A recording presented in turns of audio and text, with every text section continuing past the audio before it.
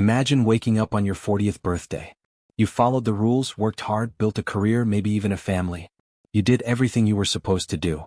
But now something feels wrong. You sit at the edge of your bed, staring at the wall, feeling an emptiness you can't explain. The ambitions that once fueled you now seem meaningless. The dreams you chased no longer excite you. You wonder, is this all there is?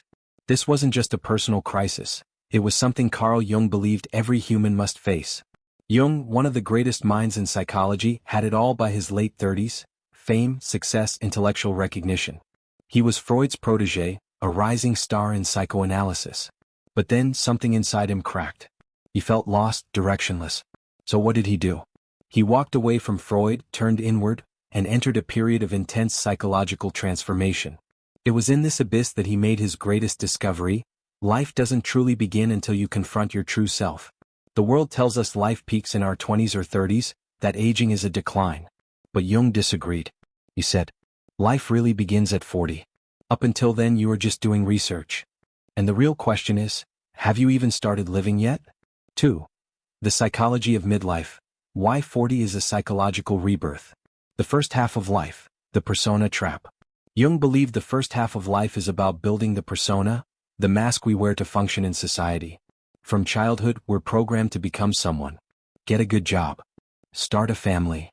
Make money. Be successful. So, we construct an identity, one that's acceptable to the world. We become doctors, teachers, engineers, business owners. We define ourselves by external things: our careers, our relationships, our reputation. But what happens when you climb the ladder, reach the top, and realize the view isn't what you expected? Example. A CEO who spent decades chasing success wakes up feeling empty. A mother who dedicated her life to her children suddenly doesn't know who she is. A once passionate artist now feels trapped in a soul-crushing routine. They all ask the same question: who am I really? This is when the persona starts to crack, and something deeper begins to emerge. The shadow emerges, the repressed self fights back. By midlife we start experiencing strange emotions. A restlessness we can't explain. A desire to break free, but from what? A feeling that we've been living someone else's life. This is the shadow, the hidden part of ourselves we've ignored. The dreams we abandoned. The passions we buried. The anger we repressed. Jung believed the midlife crisis isn't about wanting to be young again, it's about wanting to be whole. Some people ignore this feeling, clinging to their old identity. Others embrace it and undergo profound transformation. Key idea: you can either cling to your old self and suffer, or embrace the transformation and be reborn. 3. Individuation, the path to your true self.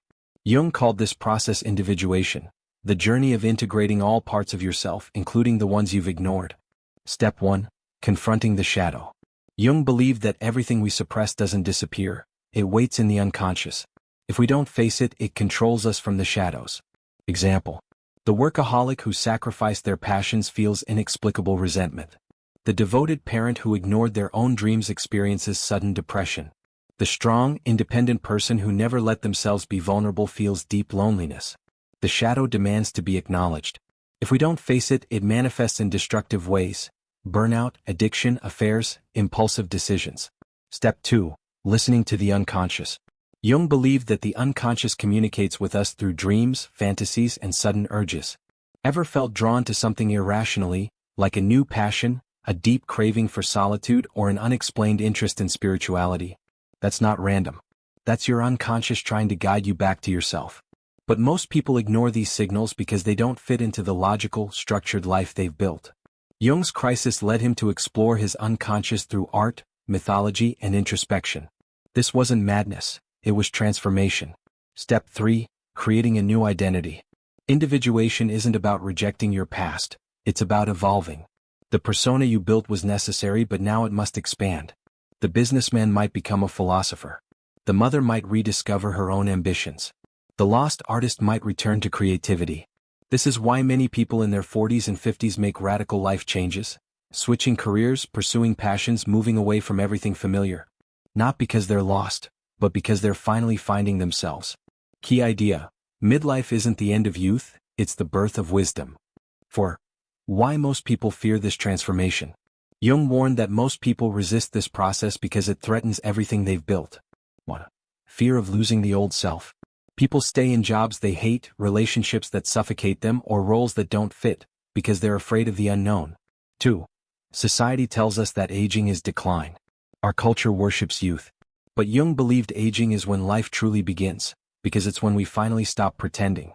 3. The ego fights back. Your old identity will try to convince you it's too late to change. You should be grateful for what you have. Who are you without your career/status/family role? But Jung warned, ignoring the call to transformation leads to stagnation, depression, and regret. Key idea: if you resist growth, life will force you into crisis. But if you embrace it, you'll awaken to a new world. 5. The final warning: are you stuck in the first half of life? Jung would ask you, do you feel restless despite having everything you once wanted? Do you ignore your deeper desires out of fear of judgment? Do you feel like something inside you is dying but you don't know what? So you're at the threshold. The question is, will you step through? The only way forward. Jung's advice? Let go of the old self and step into the unknown. Listen to your inner voice, not society. Explore what truly excites you even if it seems impractical. Accept that your past was preparation, not your final destination. And most importantly, stop fearing time. Life isn't slipping away, it's just beginning. Final question.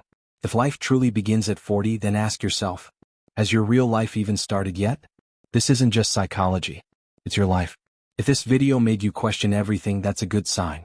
It means you're waking up. This isn't just another idea, it's a wake-up call. If something inside you stirred while watching this, don't ignore it. That's your unconscious knocking. That's your true self trying to break free. You've spent years building a life that looks right. Now it's time to create a life that feels right. So here's the challenge. Stop waiting. Stop fearing. Start becoming. Hit subscribe if you're ready to step beyond the life you were told to live, into the life you were meant to live. Leave a comment. What's one part of yourself you've been suppressing?